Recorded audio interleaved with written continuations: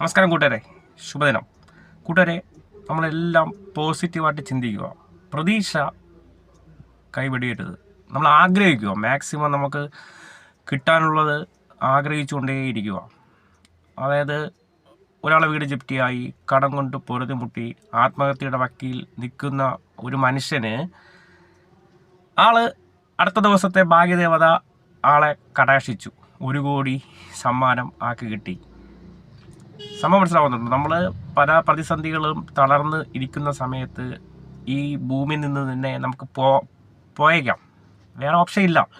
ഒരു കാരണവശാലും ആത്മഹത്യ ഒരു പരിഹാരമല്ല. പ്രതീക്ഷയോടെ നല്ലത് മാത്രം ചെയ്യുക. പിന്നെ ലോട്ടറി അടിക്കും എന്നുള്ള പ്രതീക്ഷയെ നിൽക്കരുത്.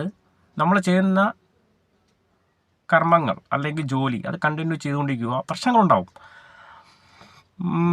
കോളുകളുണ്ടാവും, നെഗറ്റീവ് എല്ലാം ഉണ്ടാവും. പക്ഷേ എല്ലാം നമ്മൾ ധൈര്യത്തോടെ നേരിടുക. എന്തായാലും തൂക്കിക്കൊല്ലാനുള്ള നിയമവും ഓപ്ഷനൊന്നും നമ്മളിവിടെ ഇല്ല.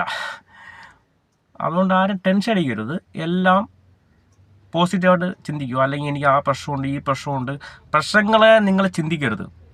പ്രശ്നങ്ങളെ എങ്ങനെ നമുക്ക് ഓവർകം ചെയ്യാം, അത് നിങ്ങളെ മനസ്സിൽ തന്നെ അത് പറഞ്ഞ് വർക്കൗട്ട് ചെയ്ത് കഴിഞ്ഞാൽ എല്ലാ പ്രശ്നങ്ങളും സോൾവ് ആവും. നിങ്ങളല്ല, ഇതിനെക്കാട്ടിൽ പ്രശ്നങ്ങളുള്ള മനുഷ്യരുണ്ടാവും. പക്ഷെ അവരാരും പുറത്തോട്ട് ഒന്നും പറഞ്ഞുകൊണ്ട് നടക്കുന്നില്ല എന്ന് മാത്രമേ ഉള്ളൂ. എല്ലാ മനുഷ്യനും പ്രശ്നമുണ്ട്. ഓക്കെ, പോസിറ്റീവായിട്ടിരിക്കുക. ശുഭദിനം. Thank you.